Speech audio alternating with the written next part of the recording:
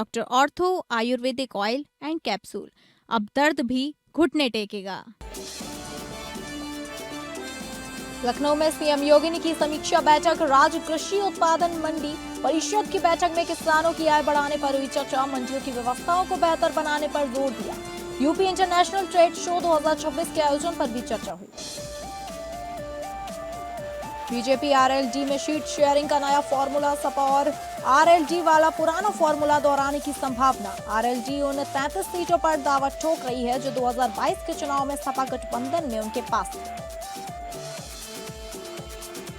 अयोध्या में नहीं बनेगी भव्य मस्जिद। फंड की कमी से अयोध्या में बनेगी सामान्य मस्जिद। अस्पताल, म्यूजियम, कम्युनिटी किचन बनाने की योजना अधर। सुप्रीम कोर्ट के 2019 के ऐतिहासिक फैसले के बाद धत्रीपुर गांव में मुस्लिम पक्ष को 5 एकड़ जमीन आवंटित की गई।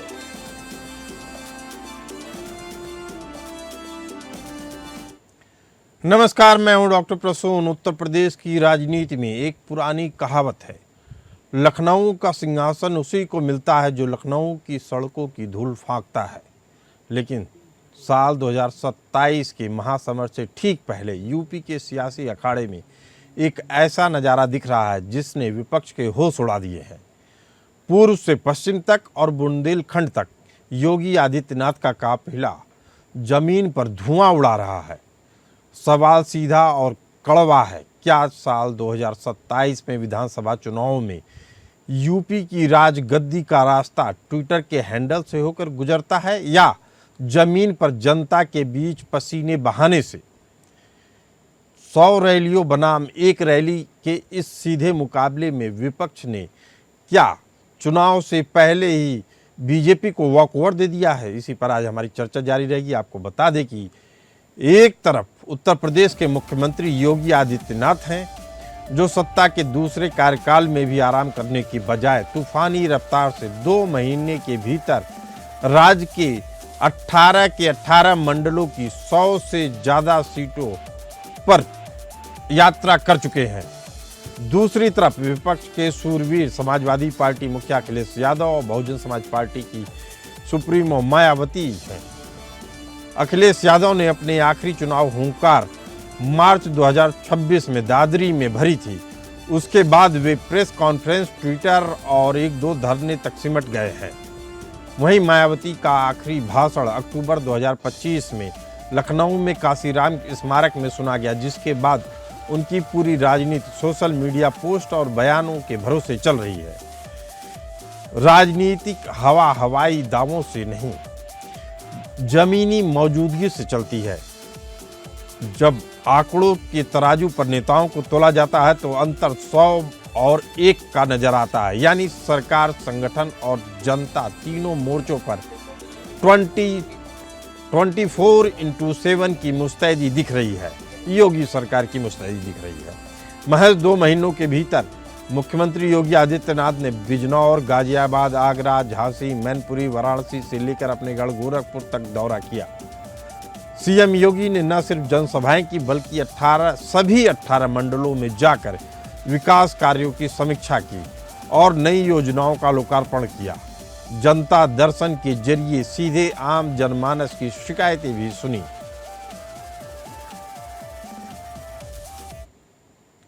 दस साल का एंटी इनकम्बेंसी फैक्टर बनाम योगी का प्रो इनकम्बेंसी। आमतौर पर 2 कार्यकाल यानी 10 साल पूरे करने के बाद किसी भी मुख्यमंत्री या सरकार के लिए भारी एंटी इनकम्बेंसी देखने को मिलता है, लेकिन उत्तर प्रदेश में उल्टा हो रहा है। 10 साल सरकार चलाने के बावजूद योगी आदित्यनाथ की लोकप्रियता का ग्राफ नीचे गिरने के बजाय ऊपर चढ़ता दिख रहा है।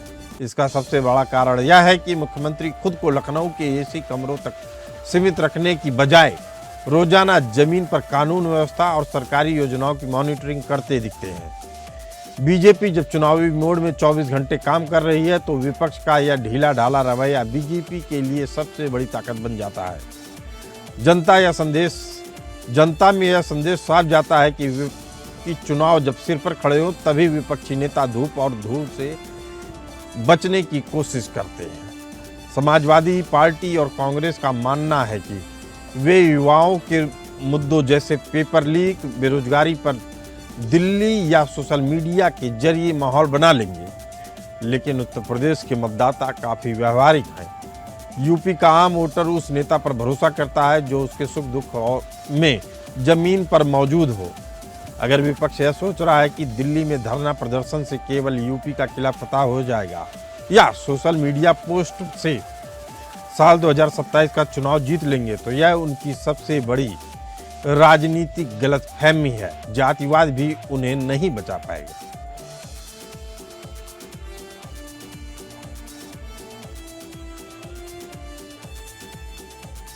लोग स्वीकार नहीं करेंगे जो समाज को बांटने वाले लोग हैं। याद रखना, बांटने वाले लोग वही लोग हैं जिनके आदर्श बाबर और औरंगजेब हैं। ये बांट करके समाज को खाई खाई में बांट करके फिर कटवाने का काम भी करवाते हैं। लेकिन जोड़ने वाले लोग कैसे जोड़ते हैं? सदगुरु रविदास जी महाराज के नाम पर जालंधर के एयरपोर्ट का नामकरण प्रधानमंत्री मोदी जी ने किया। अयोध्या में इंटरनेशनल एयरपोर्ट का नामकरण महर्षि वाल्मीकि जी के नाम पर प्रधानमंत्री मोदी जी ने किया। जो नेता जनता के पसीने की गंध पहचानता है, सत्ता की चाबी उसी को मिलती है। समाजवादी पार्टी अब भी जातिवाद और मुस्लिम तुष्टीकरण के सहारे ही सत्ता का दांव खेल रही है। अखिलेश यादव पीडीए 2.0 के सहारे साल 2027 के चुनावी लड़ाई की जीतने की तैयारी में है। आपको बता दें कि समाजवादी पार्टी पीडीए फार्मूले का नया विस्तार करके दलितों को बड़ी हिस्सेदारी देने के मूड में है। समाजवादी पार्टी 15 से 20 सामान्य सीटों पर भी दलित प्रत्याशी उतार सकती है। समाजवादी पार्टी सामान्य सीटों पर भी दलित उम्मीदवार उतारने की तैयारी में है। समाजवादी पार्टी का फोकस साल 2027 के चुनाव में सामाजिक समीकरण बदलने का है, सोशल इंजीनियरिंग की रणनीति पर काम करने का है। 100 से अधिक सीटों पर दलित आदिवासी उम्मीदवार उतारने पर समाजवादी पार्टी मंथन कर रही है। अखिलेश यादव बीजेपी के सोशल इंजीनियरिंग को चुनौती देने की रणनीति पर काम कर रहे हैं। बीएसपी के कमजोर होने के बाद दलित मतदाताओं पर समाजवादी पार्टी की नजर है। समाजवादी पार्टी पश्चिमी यूपी समेत कई क्षेत्रों में नई सोशल इंजीनियरिंग को साधने की फिराक में है। बीजेपी की तर्ज पर अखिलेश यादव भी 2027 विधानसभा चुनाव के लिए व्यापक सामाजिक गठबंधन बनाने की कवायद कर रहे हैं, लेकिन सबसे बड़ा फोकस गैर जाटव दलित और गैर यादव पिछड़ों पर है। योगी आदित्यनाथ ने 2 महीने में सभी 18 मंडल और 100 विधानसभा सीटें नापकर यह साबित कर दिया है कि बीजेपी के लिए चुनाव कोई पार्ट टाइम जॉब नहीं बल्कि फुल टाइम मिशन है। यह तो लब्बुलवाव यह है कि राजनीति में कोई शॉर्टकट नहीं होता। इसी मुद्दे पर चर्चा करने के लिए हमारे साथ मौजूद हैं राजनीतिक विश्लेषक डॉक्टर मोहम्मद अमीन, बीजेपी प्रवक्ता आलोक वत्स जी और समाजवादी प्रवक्ता अखिलेश कटियार जी। आप तीनों मेहमानों का बहुत बहुत स्वागत है। आलोक वत्स जी, पहला सवाल आपसे। 10 साल का लंबा शासन पूरा होने के बाद अमूमन एंटी इनकम्बेंसी का खतरा होता है, लेकिन सीएम योगी ने 2 महीने में 100 से ज़्यादा सीटों और सभी 18 मंडलों को नापकर इस थ्योरी को कितना बेअसर कर दिया है? आलोक वत्स जी। सॉरी, मैं आपका नाम नहीं जान सका। आपका नाम क्या है? डॉक्टर प्रसून शुक्ला जी। जी शुक्ला जी, आज की डेट में सारे राज्यों के लोग, राष्ट्र के लोग विकास के नाम पर ही आगे बढ़ने की कवायद कर रहे हैं। जो भी पार्टी प्रगति के मार्ग पर प्रशस्त होगा और लोगों को प्रशस्त करेगा, लोग उसके साथ। ये पुरानी टर्मिनोलॉजी डॉक्टर शुक्ला जो थी कि साहब 5 साल के बाद एंटी इनकम्बेंसी लागू हो जाती है, अब इनकी सीट सब खतरे में है, ऐसी बात नहीं। भारतीय जनता पार्टी शासित प्रदेशों में आपने देखा है कि गुजरात में 6-7 बार, मध्य प्रदेश में 3 बार, जी उसके बाद ऊपर वाला मैसेज पैसेंजर का डिटेल, बिहार में 5 बार, जी डिटेल और उत्तर प्रदेश में 2 बार, नंबर और नाम। ये सारी। अब बताइए, बिहार में 5वीं बार तो एंटी इनकम्बेंसी के तहत ऐसा होना चाहिए था कि 20 सीट 50 सीट मिलना भी मुश्किल हो जाए, और हाईएस्ट वोट परसेंटेज और सबसे ज्यादा सीटें देने का काम 5वीं बार बिहार की जनता ने। चलिए ठीक है। अखिलेश कटियार जी, बीजेपी प्रवक्ता आलोक वत्स जी ने साफ कर दिया है कि असल में वोट जो पड़ता है वह काम पे पड़ता है, जनता के बीच में रहने पे पड़ता है। मार्च 2026 के बाद से अखिलेश यादव की कोई बड़ी सार्वजनिक रैली जमीन पर नहीं दिखी है। पूरा विपक्ष प्रेस कॉन्फ्रेंस और x.com तक सीमित रहा है। क्या साल 2027 के दंगल से पहले विपक्ष ने या तो वॉक ओवर दे दिया है या कोई रणनीतिक भूल कर रही है? अखिलेश जी। शुक्ला जी, काम के आधार पे वोट पड़ता है तो आप बात कह ही रहे हो, और काम तो कर ही रहे भारतीय जनता पार्टी वाले जी। मंदिर में चंदा चोरी पे तो लगे ही हुए हैं, इससे बड़ा और कौन सा काम है? गंगा सफाई पे लगे हुए हैं, रोड बन रहे टूट रहे, उसमें दबा के भ्रष्टाचार हो रहा है, चल ही रहा है। एथेनॉल डाल के पूरे देश की गाड़ियों का सत्यानाश कर ही रहे हैं, इससे बड़े काम क्या है? स्मार्ट सिटी बनी रहे हैं, किसानों का रोजगार लूट ही रहे हैं, पिछड़ों का आरक्षण लूट ही रहे हैं। अगर आप मानते हैं कि ये मुद्दे हैं और रियल में ये बातें सच है, आमदनी रोजगार 2 करोड़ रोजगार मिल ही रहा है, किसानों की आमदनी दुगनी हो ही रही होगी। अगर ये सब बातें भी आपको मुद्दा नहीं लगती है और 2 चक्कर लगा लो या 14 चक्कर लगा लो, उससे होना क्या है? शुक्ला जी, मुख्यमंत्री 2 चक्कर लगाए और 4, 6, 8 चक्कर लगा ले, उससे क्या ये मुद्दे हट जाएंगे जनता के बीच से? ये जो पूरे देश में ये बात चली गई कि राम मंदिर बना के वही डकैती डालने पे लग गए, और उसके बाद किसी भी जिम्मेदार अधिकारी और जो बड़े वरिष्ठ लोग थे जो चोरी डकैती के जिम्मेदार थे, उसमें आज तक आंच नहीं आई। दूध का दूध और पानी का पानी तो हो ही चुका होगा। अखिलेश जी, आप इन मुद्दों को मुद्दे मानते हैं? नहीं, हमारे मुद्दे मानने से कोई फर्क नहीं पड़ता। मुद्दा जनता क्या मानना चाहती है वो बड़ा महत्व रखता है। लेकिन ये भी है कि नेता का काम होता है हमेशा देश की जनता को आगे ले जाने का। जातिवाद की राजनीति कितना आगे ले जाएगी ये देखना होगा, चुनाव के नतीजे बताएंगे। अखिलेश यादव, आप गैर, सुन लीजिए मेरी बात, डॉक्टर मोहम्मद अमीन हमारे साथ हैं। अखिलेश यादव जी, आप गैर जाटव दलितों और सामान्य सीटों पर भी दलित उम्मीदवारों को उतार कर पीडीए 2.0 का ताना बाना बुन रहे हैं। क्या यह फार्मूला बीजेपी की सोशल इंजीनियरिंग और पिछड़े दलितों के बीच उनकी पैठ को भेद पाएगा? डॉक्टर मोहम्मद अमीन साहब। डॉक्टर शुक्ला, जहाँ तक सवाल इस बात का, देश की जनता क्या चाहती है, देश के लोग क्या चाहते हैं, और जनता के अंदर विश्वास किसके पास है कि कौन किसका काम करेगा या कार्य कर सकता है या देश को सक्षम रूप से चला सकता है। तो आज दुनिया ने देख लिया कि देश के अंदर जो प्राइम मिनिस्टर है मोदी, वो देश का झंडा लेके घूम रहे हैं अंतर्राष्ट्रीय स्तर पे। और जहाँ तक आप देखिए कि अभी इतना बड़ा कांग्रेस जनता पार्टी का जो स्लोगन था वो भी धीमा पड़ गया और उनकी मांगे मान ली गई। प्राइम मिनिस्टर ने कल रात में भी एक अपना वीडियो जारी करके बताया देश को कि हमने क्या किया है, क्योंकि यही एक देश, ऐसा देश है जहाँ पर कि आपको देखेंगे कि अभी तक कोई काम ऑर्डर में नहीं किए गए, लेकिन ऑर्डर में नहीं किए गए, न उन पर कोई कमांड रहा। आप वही बात देख रहे हैं। इसी तरीके से आप योगी की सरकार को देख रहे हैं। योगी की सरकार काम अपने तरफ से कर रही है, लेकिन अगर कोई भ्रष्टाचारी लोग हैं काम कर रहे हैं तो उनको दंडित भी किया जा रहा है, जो देखने को मिला है। ऐसा नहीं है कि अगर रोड टूट गई है तो उसके इंजीनियर को सस्पेंड नहीं किया गया है या उन पे एक्शन नहीं लिया गया है। अगर डॉक्टरों ने कोई बदमाशी की हॉस्पिटल में तो उनका सस्पेंड किया गया है। ऐसा नहीं है, एक एक्शन दिखता है जनता को। अगर जनता को एक्शन दिखता है, विश्वास दिखता है, तो जरूर जनता उसको पसंद करती है और वोट देती है। डॉक्टर मोहम्मद अमीन साहब, जल्दी से आपसे यह भी जानना चाहेंगे आपसे कि मायावती का आज एक बयान आया है, उन्होंने मैसेज किया है x.com पे। उन्होंने लिखा है, बदहोई का नाम दोबारा संत रविदास जी के नाम पे रखने के लिए बीजेपी को बधाई। ये कितना बड़ा मैसेज है। क्या जब नेता, दलितों की नेता ही कह रही हैं कि बीजेपी को धन्यवाद दे रही हैं, तो दलित टूट पाएंगे क्या इस पीडीए के 2.0 फार्मूले से?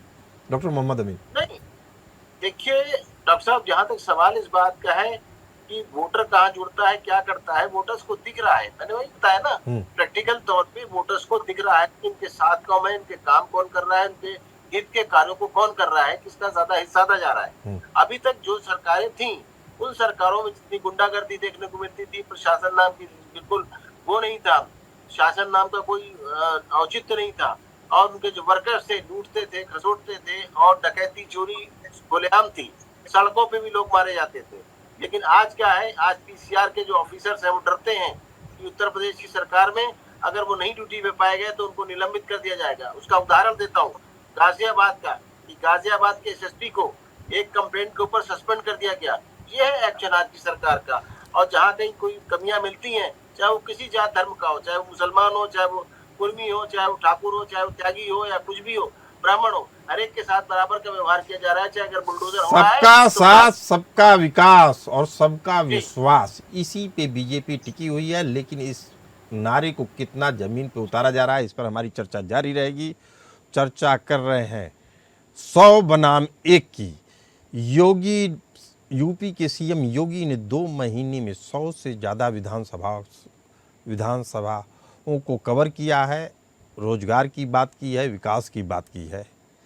लेकिन विपक्ष का तर्क है कि बेरोजगारी, पेपर लीक जैसे मुद्दे, मंदिर चढ़ावा चोरी और सोशल मीडिया के जरिए युवाओं का मूड बदल रहा है। बीजेपी प्रवक्ता आलोक वत्स जी हमारे साथ मौजूद हैं। क्या डिजिटल स्क्रीन पर यह नैरेटिव जमीन पर मुख्यमंत्री के 24/7 एक्टिविज्म और प्रशासनिक पकड़ पर भारी पड़ सकता है? आलोक वत्स जी। देखिए, जिस तरीके से मुख्यमंत्री दौरा कर रहे हैं और सभी जगहों का इंस्पेक्शन कर रहे हैं, मूल्यांकन कर रहे हैं, नए नए स्कीम्स लॉन्च कर रहे हैं, उस सबसे कनेक्टिविटी उनकी पब्लिक के साथ बहुत ज्यादा बढ़ गई है। आलोक वत्स जी, मेरा सवाल सीधा है कि जिस तरह के भ्रष्टाचार की बात हो रही है, बेरोजगारी की बात हो रही है, पेपर लीक के जरिए और सोशल मीडिया के जरिए युवाओं का मूड बदलने की कोशिश हो रही है, क्या वह मुख्यमंत्री के 24/7 एक्टिविज्म और प्रशासनिक पकड़ पर भारी पड़ सकता है? जी देखिए, इसमें कोई शक नहीं है कि राष्ट्र छात्र शक्ति राष्ट्र शक्ति के रूप में देखी जाती है जी, और इनकी संख्या भी 40 करोड़ से ऊपर है। और जिस तरीके की गतिविधियां हुई हैं, चाहे चंदा चोरी का मामला हो या पेपर लीक का मामला हो, अगर मैं कहूं कि सबका कोई इफेक्ट नहीं पड़ेगा तो ये झूठ होगा जी। ये इस सबका इफेक्ट जरूर हमारे ऊपर पड़ेगा, लेकिन अभी समय है हमको करने का जो हम कर रहे हैं, हमको समझाने का जो हम समझा रहे हैं। आलोक वत्स जी, आपने बड़ी ईमानदारी से अपनी कमियों को भी स्वीकार कर लिया है। यह राजनीति में आगे बढ़ने का पहला दरवाजा होता है। अखिलेश कटियार जी, जब तुलना 100 रैलियों बनाम 1 रैली की हो, तो क्या 2027 के नतीजे चुनाव तारीखों से पहले ही जमीन पर तय माने जाए, या उत्तर प्रदेश का अप्रत्याशित मतदाता ऐन वक्त पर कोई सियासी उलटफेर की क्षमता रखता है? अखिलेश जी। माननीय अखिलेश यादव जी की रैलियों के बारे में अगर आप कहेंगे तो मैं एक डेटा सुना दूंगा। मेरे को लगता है कि उसमें आपकी रैलियों में ज्यादा दिलचस्पी है। मेरा नंबर अभी हम बता देंगे तो कर दीजिएगा, हम आपको सूची पिछले 6 महीने की भेज देंगे जी, तो उस पर कार्यक्रम कर देना शुक्ला जी, तो ज्यादा बढ़िया हो जाएगा। वो मार्च 2026 के बाद की एक बड़ी रैली का आप बता दीजिए, जिक्र कर दीजिए। हम भी आपने मेरे की रैली नहीं देखी जो राजकुमार भाटी ने कराई थी, जिसमें लगभग 1.5 लाख लोग इकट्ठे हुए नोएडा और मेरठ के पास। राजकुमार भाटी का नाम बड़ा अच्छा लिया, ये फजीहत करवाने वाले नेता का नाम लेकर आप बड़ा अच्छा कर रहे हैं। जी बताएं आगे अपनी बात। भाई आप उधर नरेटिव मत सेट करो शुक्ला। नहीं, अभिषेक सुन तो लीजिए अखिलेश जी, नरेटिव आप सेट कर रहे हैं। मेरी चर्चा का उद्देश्य केवल इतना है कि एक मजबूत सशक्त विपक्ष सामने आए। इसमें लगभग 2 से 3 लाख लोग पहुंचे थे, 2 महीने पहले की बात है। चलिए, उसका वीडियो चाहिए तो भिजवा देंगे आप। अखिलेश यादव जी की रैलियां उत्तर प्रदेश में शानदार होती है, सवाल उसका नहीं है जी। सवाल ये है कि क्या अगर और सीएम योगी आदित्यनाथ जी 4 चक्कर लगा लेंगे तो चंदा चोरी रुक जाएगी, पर्चे लीक रुक जाएंगे, ये जो व्यवसाय हो चुका है रुक जाएगा, रोजगार मिल जाएंगे, आरक्षण निपट जाएंगे। जो मुद्दे हैं ये मुद्दे खड़े रहेंगे और 2024 में उत्तर प्रदेश की जनता ने इसका जवाब दिया है। शुक्ला जी तो आप अगर ये मानते हैं कि रैली कर देने से और हम हर जगह पे जाके समीक्षा कर लेने से ये जनता के सवाल खत्म हो जाएंगे, मुझे नहीं लगता कि ऐसा हो जाएगा। अखिलेश जी, मेरा केवल प्रश्न इतना था कि एक आदमी जमीन पर गांव-गांव, शहर-शहर जाकर पसीने बहा रहा है, आप दिल्ली में बैठकर भाषणबाजी, बयानबाजी देकर क्या जनता को इस तरीके से, सुन लीजिए अखिलेश जी, अगर आप जमीनी स्तर पर काम कर रहे हैं, आपको भरोसा है जातिवादी राजनीति से आपको सत्ता हासिल हो रही है, तो आप इसी तरीके से करते रहिए। जनता के सवाल थे जन में। एक मिनट जवाब भी ले ले जी। मुख्यमंत्री को फैसलों से सरकार चलानी है, गांव गांव घूम के नहीं। वो अपोजिशन में नहीं है कि गांव गांव घूम के जाके जनमत इकट्ठा करेगी। उनको सही एडमिनिस्ट्रेशन चलाना चाहिए जिसमें महिलाएं सुरक्षित महसूस करें और ये जो हमारी पहलवान बेटियां गोंडा में जाके खेलेंगे नहीं, ये वातावरण हटे, यहाँ पे पर्चे लीक बंद हो, यहाँ पे प्रशासन, बरेली में पुलिस वालों ने दबिश दी, थाना इंचार्ज चोरी करके भाग रहा था, ऐसे पुलिस प्रशासन यहाँ सिपाही के पास 200 करोड़ की संपत्ति मिलती है। गाँव गाँव घूमने का काम नहीं है शुक्ला जी, सीएम का काम अच्छी सरकार चलाना है। अच्छी सरकार चलती है अच्छे फैसलों से, अच्छे फैसले लिए जाती है अच्छी नीतियों से, तो उस पर काम करने की जरूरत है। उस पर काम करने की जरूरत है, लेकिन समाजवादी पार्टी और बहुजन समाज पार्टी की रणनीतिकारों से भी सवाल है, क्या वे जिस राह पे बढ़ रहे हैं इसी तरीके से 2027 में तख्ता पलट को ख्वाब देखते रहेंगे, या फिर मैदान में उतरकर योगी के इस चुनावी विजय रथ को रोकने की हिम्मत दिखाएंगे? क्योंकि आंकड़े गवाही दे रहे हैं कि जब मुकाबला 100 रैलियों बनाम 1 का हो तो नतीजे आने से पहले ही हार जीत का फैसला जमीन पर लिखा जा चुका होता है। समय अभी भी है, हालात बदल सकते हैं। इस चर्चा से जुड़ने के लिए आप सभी मेहमानों का बहुत बहुत आभार। फिलहाल इस चर्चा में इतना ही, हमें दीजिए इजाजत, नमस्कार।